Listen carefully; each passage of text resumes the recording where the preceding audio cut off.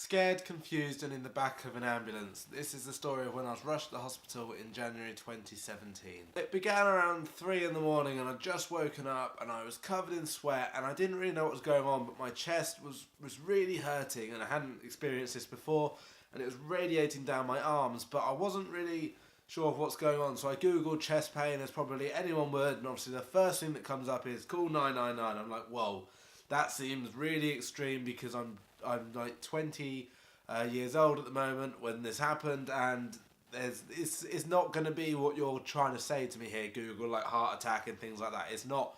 Let's take a step back here. It's not going to be that, is it? It's not going to be anything serious. It's probably me just overthinking things. So I tried to get back to sleep and it didn't work, and I just kept checking my phone and the hours went by and I was up from 3 till I went to work, and I genuinely did actually go to work. I got dressed, I got out of bed, I went to work. I didn't tell my parents at this point anything. In fact, nobody apart from me knew what was going on right then, and to be honest, even I didn't completely know what was going on right then either, but I didn't tell anyone. And that theme of not telling anyone kind of continued for some time. So I got to work and eventually my manager wandered in and it was coming up to my break time, and I said to him, you know, I'm getting a bit of chest pain. He was actually a trained first aider, but he didn't really think anything of it. He thought I was just, well, I don't really know what he thought, but he didn't actually say anything to me about it other than, oh, okay, I hope you feel better soon kind of thing.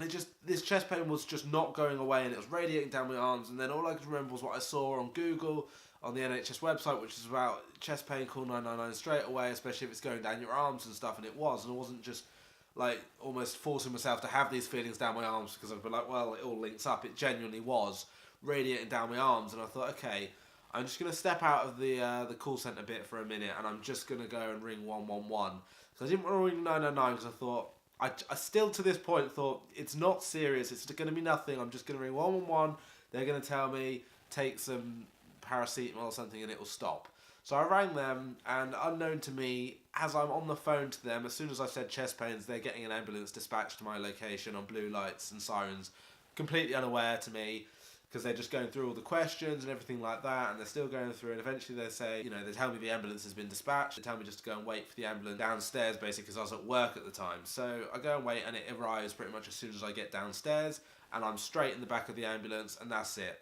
That's it, like, no more seeing anyone else other than these 2 paramedics and me in the ambulance, really confused, really scared, and really just like, what's going on kind of thing. So I can only assume everyone was sort of stood at the top level of the building looking down like this ambulance, and I've just walked into it and like, what's going on? But shortly after we went off to the hospital, but whilst we were in the ambulance, the scariest thing that they said to me was, you are showing all the signs and symptoms of someone that has a heart attack. So naturally I'm thinking, I'm sorry, what?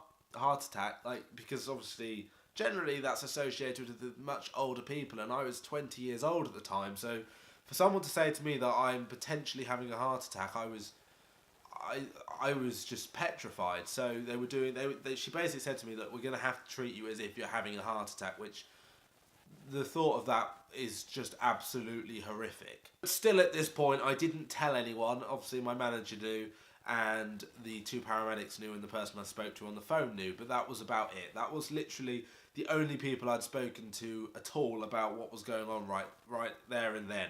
So, you know, they were sticking needles in me and things like that, and that sounds really bad, but they were doing various things to obviously like monitor me and get me feeling a bit better, I suppose, with the pain, because it was really difficult pain. And she gave me morphine, and she said to me, you might feel a bit funny after this because it's morphine. And it was sort of 5 minutes after, as we were driving off to the hospital, she's like, how do you feel? And I was like, I'm absolutely fine.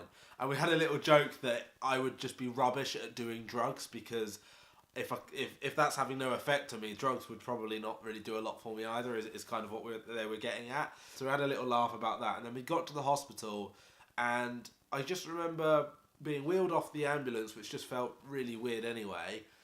They wouldn't let me walk, they wouldn't let me do anything. It was literally as if I was having a heart attack. Everything had to be done for me. And I was moved off to another bed. And then I tried to help. I was like, I can just get off this bed and get... No. They had to like bring in a board. They put the board under me. They'd roll me over. And I'm like, there was like 12 people doing this roll thing and everything. I'm just like, this is ridiculous. I could probably just stand up and... But again, they were just like, no, can't do that. Then I'm on this bed and this person comes over, and it's a bit forward when a female says to you, can you just undress? I'm like, well, sorry. And she actually meant like completely just take everything other than my underwear off. And I was like, I'm not really comfortable taking my trousers off. And then someone else came over and said, yeah, you probably don't need to do that. You just need to take your t-shirt off and put this hospital gown on, which everyone probably knows what they look like, and it's in the thumbnail as well. I was like, I was kind of thinking, why did this lady ask me to just take everything off if I didn't need to? And then they told me that I had to take my watch and things off, so then I start panicking. Do I need to take my belt off? Do I need to do this? Do I need to do that? And then the next thing I know, I moved again. So we're going into this cardiology room, and there are so many people around me, all in different coloured uniforms, and they looked like they had Kevlar on. Like, they had these really padded things around their chest. I don't know what it was. So they all had those on, and then they were all sort of walking around me like everywhere, and then I get moved again using the board onto another thing. It's like this.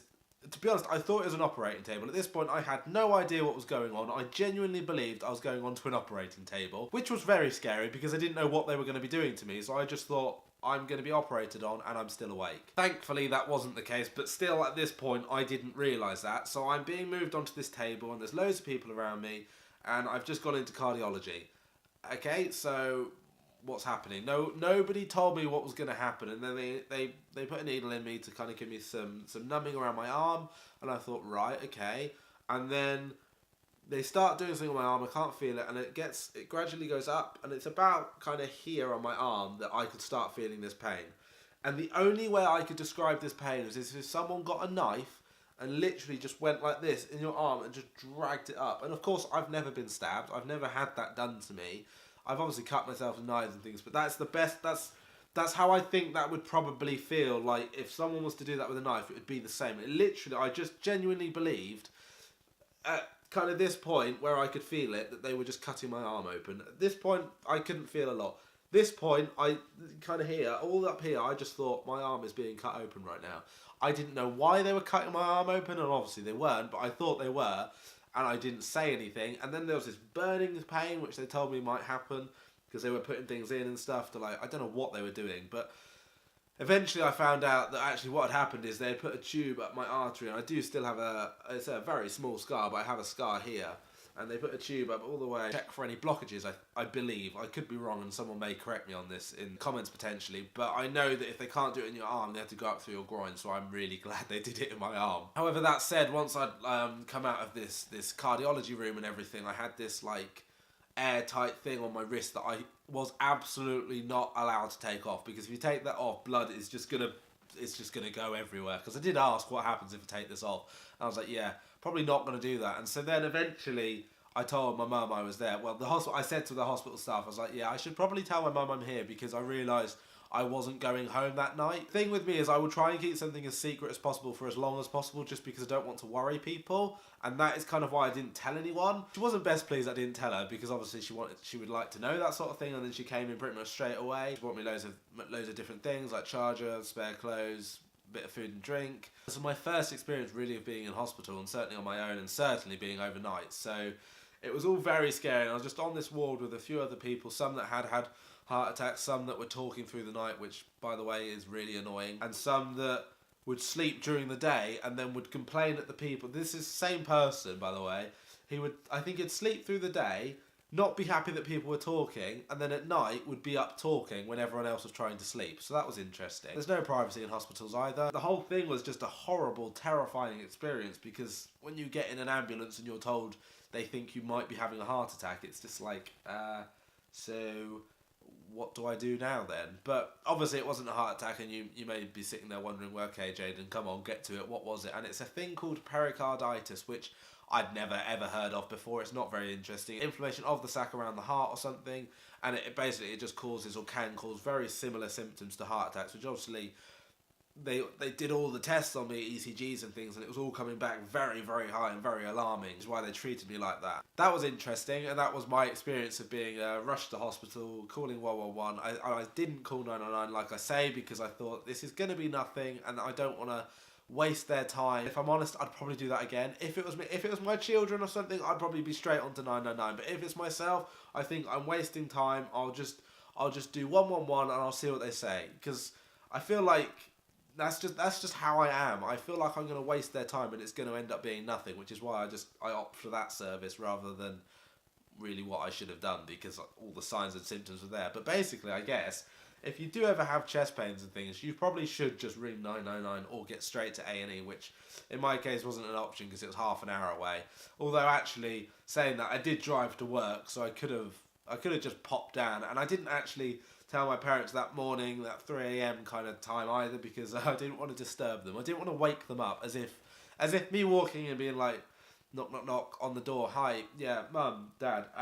I've got really bad chest pain and it's radiating down my arm. I don't know why I thought that would be a problem for me to wake them up at that time, but for some reason I thought I won't wake them up because they might get a bit annoyed at me, which obviously that is never going to happen. They're never going to go, well, why have you woken us up? You're obviously suffering, but why have you woken? That's not going to happen. Lessons have been learned from that, I suppose, but it was an interesting and scary experience, and one I would never like to have again. And obviously quite painful as well, because I genuinely believed they were cutting my arm open. That's my experience of being rushed to hospital and experiencing an overnight stay at Worcester A&E, I suppose, or Worcester Hospital. It was very, very rapid, very quick. I didn't really know what was going on, and they rung ahead in the ambulance and everything, and it just all became very surreal very quickly.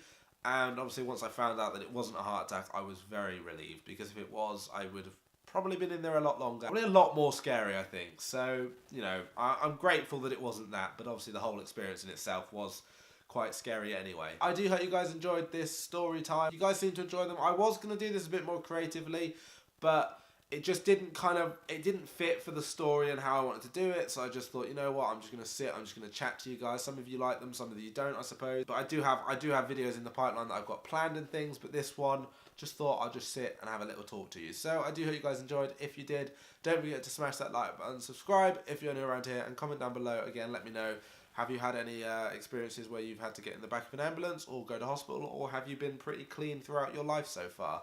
Other than that, I'll see you guys next time.